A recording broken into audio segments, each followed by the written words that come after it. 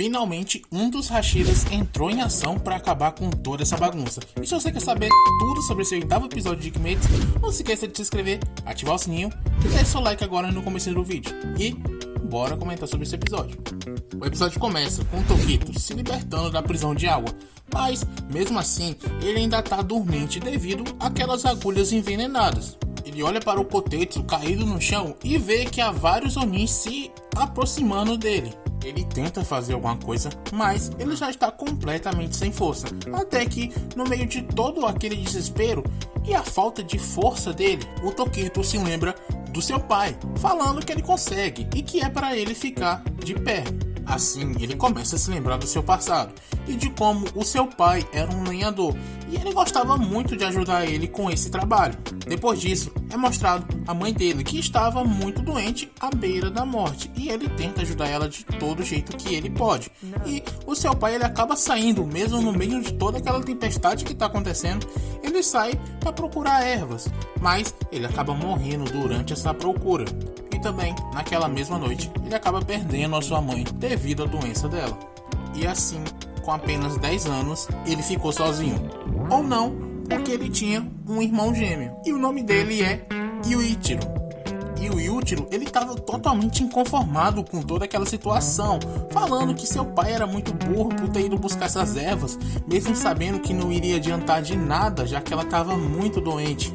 E sua mãe também era muito burra por trabalhar à força, mesmo sem conseguir ficar em pé, ela continuava trabalhando. Então ele estava completamente inconformado pelo jeito que os dois viveram e como os dois acabaram morrendo e deixando eles dois sozinhos. O Muichiro tenta defender o seu pai, falando que ele só fez isso para tentar salvar a mãe deles, mas o irmão dele diz que isso é apenas fatos e que era para ele calar a boca, senão ele ia atrair a atenção dos javalis. O Muichiro, ele fica triste com aquelas palavras e ele começa a pensar que seu irmão sempre era daquele jeito, falando palavras duras.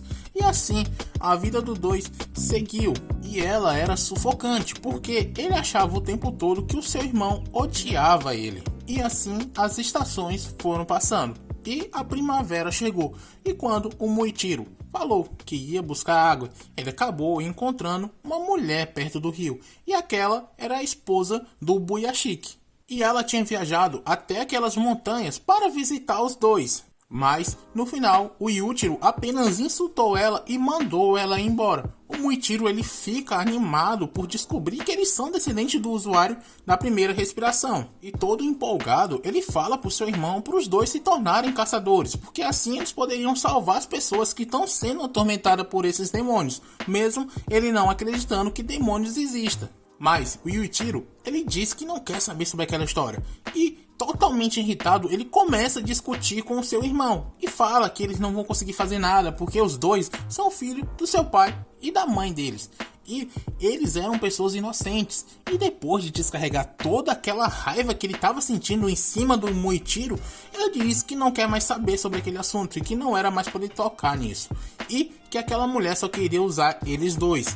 E depois dessa discussão unilateral, os dois não se falaram mais durante um bom tempo. A Amane sempre vinha visitar eles dois, mas o Yuichiro, ele sempre expulsava ela de lá, jogando água nela, mandando ela embora.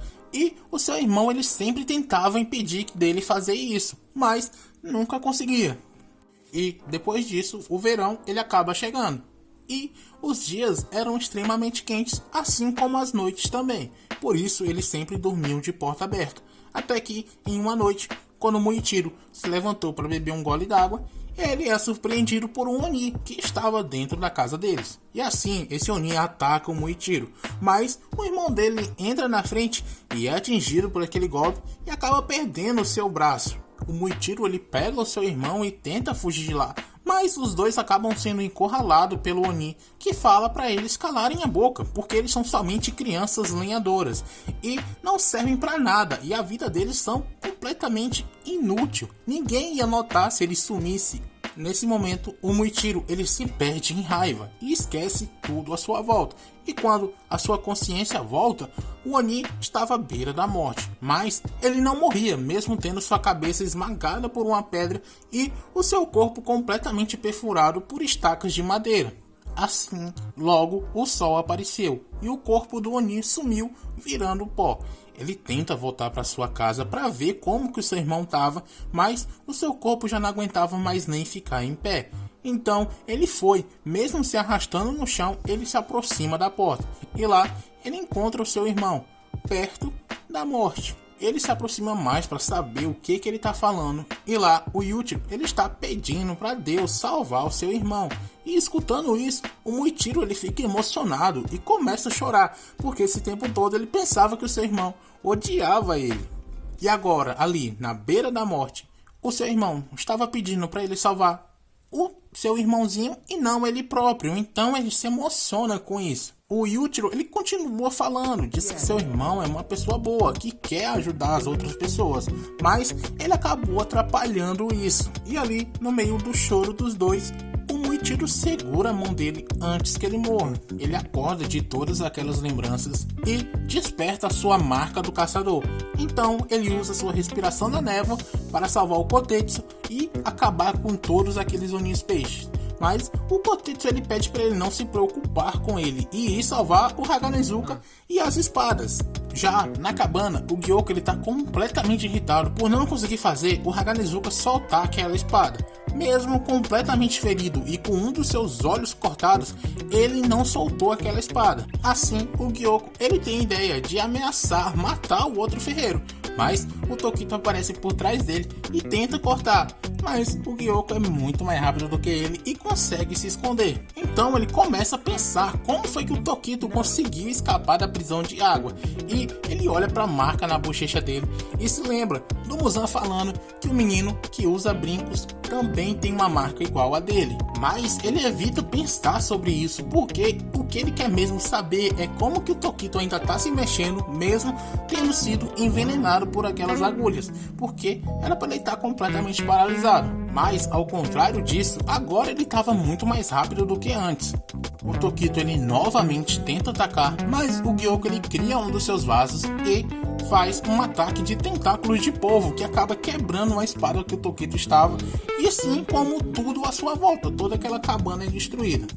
E isso acaba acontecendo ali rapidinho, mas é mostrado que o Haganezuka ele realmente tem uma determinação muito forte, porque mesmo ferido daquele jeito, com todo aquele lugar sendo destruído, ele pegou a sua pedra de amolar e continuou trabalhando naquela espada mesmo daquele jeito. O Gyoko, ele tá segurando o Tokito e o Kanamori, e ele fala que vai esmagar aqueles dois por causa que aquelas pernas de polvo é muito forte e ele vai conseguir derrotar eles dois juntos. Mas antes mesmo dele conseguir calar a boquinha dele, aquelas pernas de polvo são cortadas. E agora o Tokito estava com a sua nova espada. Ele agradece ao Kanamori por ter feito ela para ele, mas o ferreiro diz que isso só foi possível porque ele seguiu todas as instruções do primeiro ferreiro do Tokito. O Tokito ele se lembra desse ferreiro e que ele tinha morrido devido a uma doença no seu coração, e que ele era uma pessoa que era muito preocupada com o Tokito. Tudo isso por achar que ninguém conseguiria entender ele. Mas, novamente saindo daquelas lembranças, ele diz que ele está bem, como quem falasse isso pro próprio ferreiro. Então, ele parte para cima do Kyoko, cortando todos aqueles seus ataques. E quando ele já estava perto de acertar, novamente o Gyoko ele se esconde e aparece em outro dos seus vasos, falando que ele ainda não consegue acompanhar sua velocidade. O Tokito, para provocar, diz que o sentido deles adormeceu depois de ter vivido por todo esse tempo.